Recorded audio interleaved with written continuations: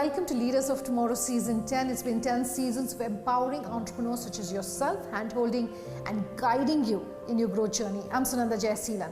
On the show tonight, we are in conversation with Iti Rawat of WEFT, someone who champions the cause of women and female entrepreneurs in the country.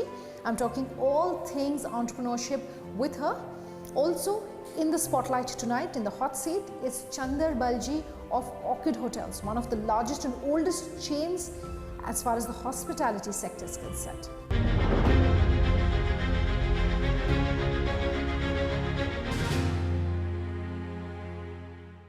Our first conversation tonight is with Iti Rawat of WEFT, talking about what it means to be a female entrepreneur in the country today. She talks to me about her own journey and also her advice for her fellow entrepreneurs in the country. Listen.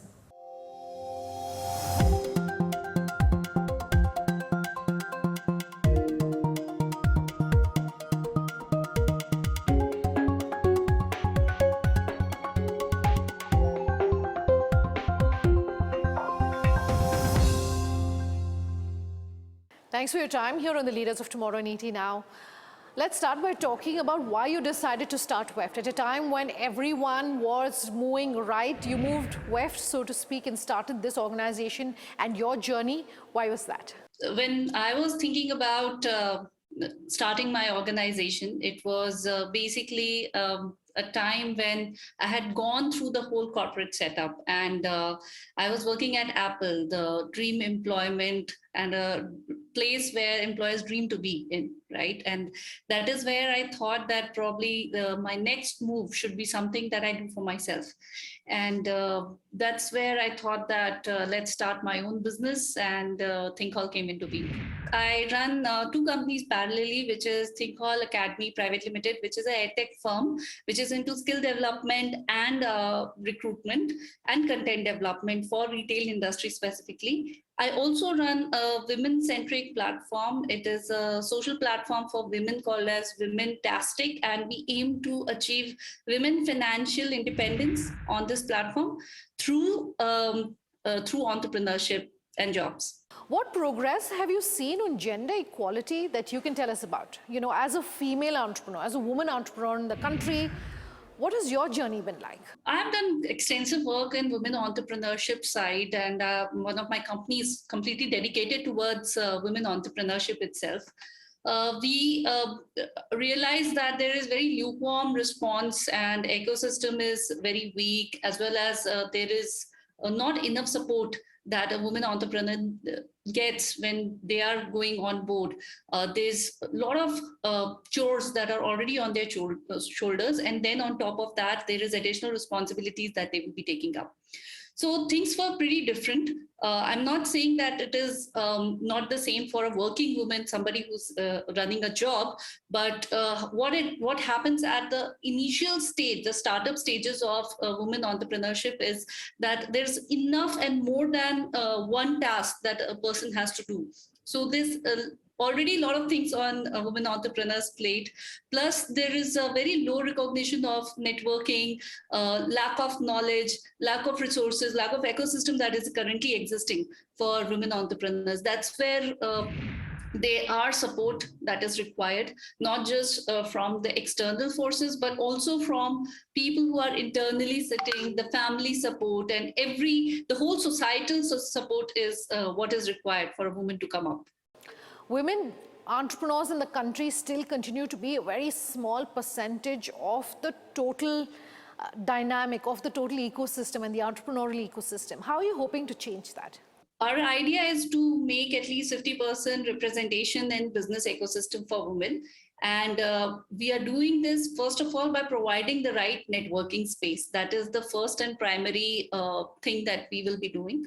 Most of the women entrepreneurs face a major challenge in getting the right informal as well as formal network in place. We also intend to create a lot of opportunities for them, which would mean that they would know and understand that from where, which accelerator, which incubation, which funders are ready to support them. We would also be creating a whole system for them to mentor and get knowledge about. So in case if they are looking for somewhere and they have an expertise of one particular place, they can extend that expertise to their fellow peer women, and vice versa. They will be getting a lot of expert help and mentorship as well from this ecosystem, along with networking support. Basically, whatever a woman would be looking for, from driving their ideation all the way to getting funded and getting successful in their business, they would be able to find everything on Womentastic. That's the platform that we are running. Entrepreneurship is a very unconventional career choice or an option, at least for Indian women as we speak. What made you decide that this is what you were going to pursue? When I was working in my corporate, and I worked there for almost 10 plus years, I kept on thinking that whether this is the way for me to go ahead. And I always talk about it in wherever I go, and somebody asks me that why you chose business instead of staying put in corporate. I say that there are two kinds of people. One who would love to own that 9 to 5 job. The other side of people who would love to own that responsibility of running job for others, also for creating more jobs, for doing something meaningful for the society and giving back to the society. I think I stand in the latter, and that's where I thought that I should start something of my own, and that's where the business started.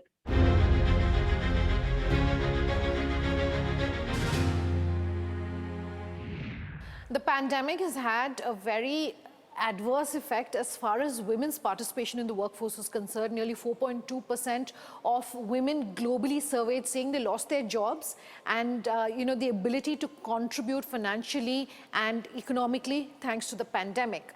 I want to understand from you, how do you see the tables then getting turned, and how do you see this negative effect perhaps getting reversed?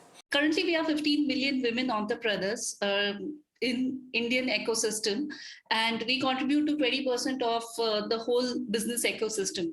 Now, in this 15 million women, we are already creating 30 million job opportunities. Suppose if you double this number of 15 million women entrepreneurs to say 30 million women entrepreneurs, and at the same rate, with the similar kind of support and better ecosystem, you would be able to expand the job opportunities to almost 150 to 170 million jobs within India.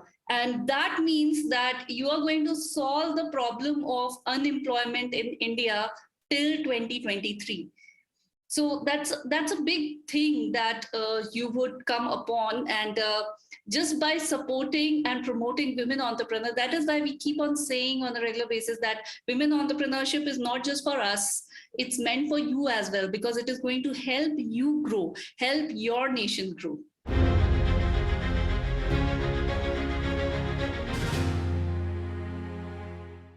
You meet a lot of women entrepreneurs, including from small town India. Is there a sort of general motivation that you see across these women? What motivates them? What pushes them to turn entrepreneurs? See, there is always a zeal to do something else as well. And trust me on this, women are born entrepreneurs. They have the right capability and the right intent. The kind of businesses that they build are mostly ethical and are built on a lot of compassion and a lot of sense of belongingness, which unfortunately some of the other genders might not have, but women have that innately within themselves. So in case if they are choosing jobs, that is also okay, because it ultimately has to end up into financial independence. But when they choose entrepreneurship, it comes from within. I mean, even if you are sitting at home and you are just a housekeeper, then also you would be creating so many things, business ideas within you. You are handling the accounts, you are managing the business. If some funds are given to you, you are managing the revenues, you are managing multitasking and managing the different departments called as bedroom, the living room, the kitchen, and within kitchen itself, there are many sub-departments. So it's like running a business in itself. So it comes naturally to them, is what I can say. All right. So good having you with us in the Leaders of Tomorrow. Thanks for your time. Thanks a lot. I'll take a quick break. Much more on the other side. In the hot seat, Chander Baljee of Orchid Hotels.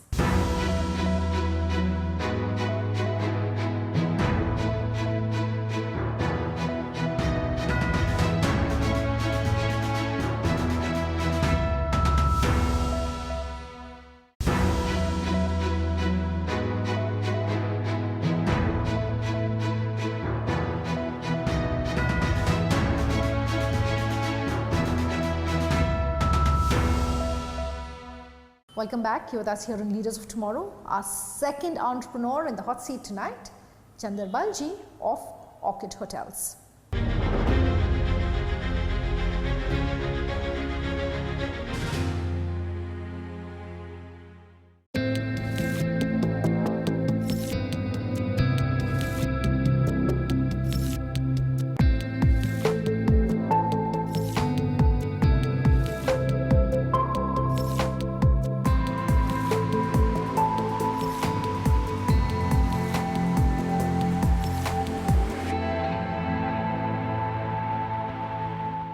Mr. Baljee, thank you very much for speaking with us here on the Leaders of Tomorrow. Such a pleasure having you. This is the first time you're joining us on the show.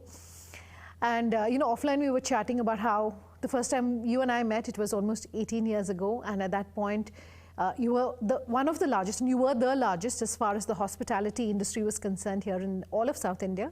And you continue maintaining that position. So congratulations on that. And for our viewers who may want to understand, what your ethos is, what the brand stands for, what would you want to tell them? See, I came to Bangalore in 1973 to set up one hotel. Yeah. The markets were very, very different those days. Markets of shortages, and it was a very sleepy town at that time. So business was not really what it is now in Bangalore. And there were very few hotels, very few restaurants. So we struggled, there's no doubt about it. It's not that it was a cakewalk. But in 2001, we managed to set up our first flagship hotel, that is Royal Orchid Hotel, which is here, Old Airport Road, a 200-room hotel, 5-star, which we managed to set up. But 2001 to 2003 was a struggle because markets were not doing that well during that time. So we were wondering whether we really made a mistake by taking that giant leap. But 2003 onward, the market boomed. And I would say 2003 to 2008, there was an absolutely dream run for the hotel industry. And we had a high ARR, high profitability. In fact, that's when we decided to go for an IPO. So in 2006, we went for an IPO, and we were 42 times oversubscribed. So we had a lot of money with us, and so we decided to, turn it into a Bangalore chain, into an all-India chain. So that's what we did. Fantastic. At that time.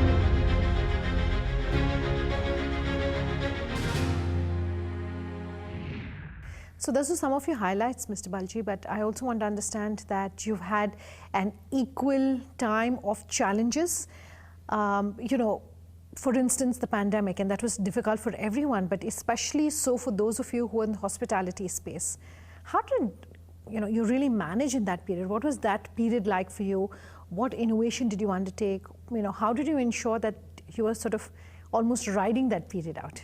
See, when the pandemic hit, first of all, we didn't know how long it would last. Yeah. So every time Mr. Modi would make an announcement that lockdown for 15 days, 20 days, we were hoping things would get okay.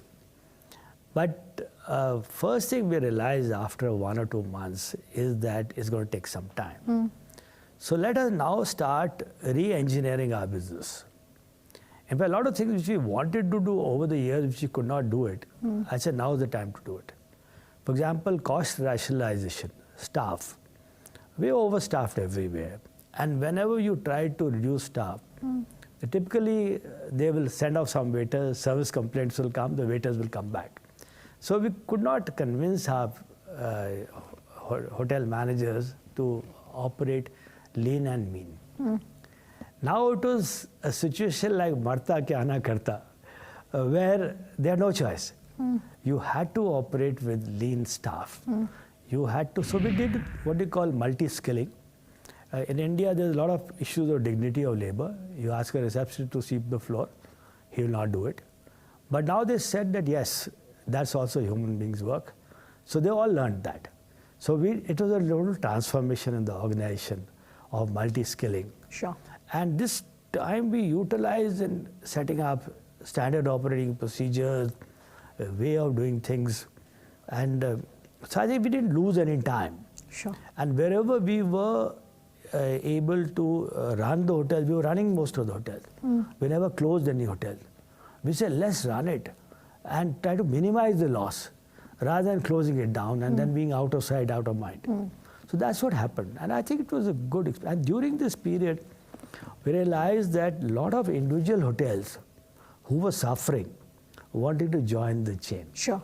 So we had about almost 15 openings of new hotels in this period of 2 years. So we were 55 and we crossed 70 hotels. Fantastic. Has the hospitality industry undergone a sea change post the pandemic? What are some of those changes? You know, whether it is now more digital transformation, more contactless, all of those things have changed? Yes, there's some contact and all that, but you know, certain things like, for example, guest expectations have also come down a little. Now everybody earlier will want his briefcase to be carried. Now he doesn't want somebody to touch his briefcase also. So, you know, you save people on, you know, bellboys doing that. People don't want newspapers now. You know, they are okay to do it on the phone also. Otherwise, earlier everybody wanted 2 or 3 newspapers in the morning, and a lot of waste of, you know, money, and so they don't want that. Now menus in restaurants have all gone that QR code. Scan the QR code. You don't mind going through that. Sure. So I would say that, you know, there has been a lot of change from the guest expectation also, and the level of service. He's today tolerant, you know, that okay, if there's a little delay, it's fine. But of course, it's not that we're trying to compromise on the service. We're trying to give them the same level of service. So we have definitely done a lot of work on IT, so that utilizing new programs, so that we have less of manpower. So everybody in the organization started thinking, how do you do what they call new normal? Yeah. And that is what has really happened. Sure. And with this crisis that we all faced.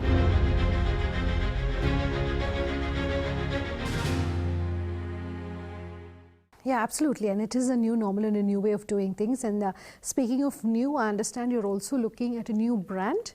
What can you tell us on that? And how are you perhaps ensuring that for your end customer, you are communicating that this is still part of the same family, and how is that strategy working? Yes, we did start a new brand, Regenta Hotels, some years back, and all our new hotels have been under that. So today, in fact, I would say there are about 55 hotels which are under Regenta brand. And we have there within that sub-brands also. Regenta Central is a 4-star brand. Regenta is a 5-star brand. And then Regenta Inn is a budget hotel. What is next for the hospitality industry? We were talking about the new normal. What will, you know, the next couple of months or the year going forward look like? See, one of the things which has happened is last few months, there's what they call revenge travel. Yeah. And so people are going to Indian destinations, exploring Indian destinations, which they never thought of earlier, because, you know, going abroad was very normal. So, and it's very economical to go abroad, and it's more difficult to go to tourist in India. But if you notice the last couple of years, road connectivity has been fantastic. I think this government does a fantastic job in connecting road connectivity. And people have got more cars. So, drop of a hat, you just take a car and you drive off to a new destination.